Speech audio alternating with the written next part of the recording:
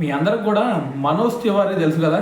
మనోడు first class క్రికెట్లో అతని రికార్డులు చూసారనుకోండి, 30 సెంచరీస్, అదేవిధంగా 45 హాఫ్ సెంచరీస్ ఉన్నాయి. సో అక్కడ పర్లేదు అనిపించాడు. దాని తర్వాత ఐపీఎల్లో చూసుకుంటే మరీ అంత బేభత్సమైన బ్యాటింగ్ ఆడకపోయినా సరే ఓకే పర్లేదు అనిపించాడు.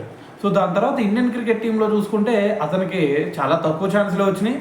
సో దాని తర్వాత అలా వచ్చి ఇలా వెళ్ళిపోయాడనే చెప్పాలి.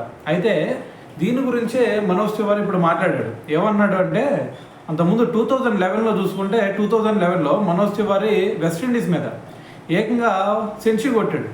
సెంచరీ కొట్టిన తర్వాత మరి నెక్స్ట్ నుంచి కూడా కనుమరుగైపోయాడు. అంటే అప్పుడు కెప్టెన్గా ఉంది ఎంఎస్ ధోని. సో మరి ఎంఎస్ ధోని గురించి ఇప్పుడు మనోజ్ తివారీ మాట్లాడాడు. నేను కనుక భవిష్యత్తులో ఎంఎస్ ధోనిని కలిసే సిచ్యువేషన్ ఏదైనా వచ్చిందంటే ఖచ్చితంగా ఆ మ్యాచ్ గురించి అడుగుతాను. ఎందుకంటే నేను ఆ మ్యాచ్లో సెంచరీ కొట్టినా సరే నన్ను ఎందుకు తీసుకోలేదు అనేది ఖచ్చితంగా అడుగుతాను. సో దాని తర్వాత 2012లో చూసుకుంటే ఇటువైపు సురేష్ అయినా, విరాట్ కోహ్లీ, అలాగే రోహిత్ శర్మ, వీళ్ళ ముగ్గురు కూడా అంత మంచి పర్ఫార్మెన్స్ ఇచ్చింది లేదు ఆ 2012లో.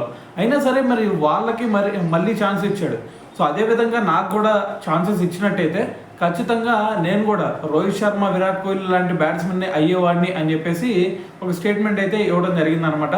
సో ఏదైనా సరే ఫైనల్గా చెప్తుంది ఏంటంటే, మరి క్రికెట్లో లేదు అంటే మరి ఆ సెలక్షన్ కమిటీలో కొంతమంది ఇష్టం ఉండొచ్చు, కొంతమంది ఇష్టం లేకపోవచ్చు. సో మరి నేను అందరికి నచ్చాలని లేదు కదా. సో మరి అటువంటి సిచ్యువేషన్ వల్ల మరి నన్ను పక్కన పెట్టారేమో అనుకుంటున్నాను అని చెప్పేసి మనోజ్ తివారీ ఒక స్టేట్మెంట్ అయితే ఇవ్వడం జరిగిందనమాట.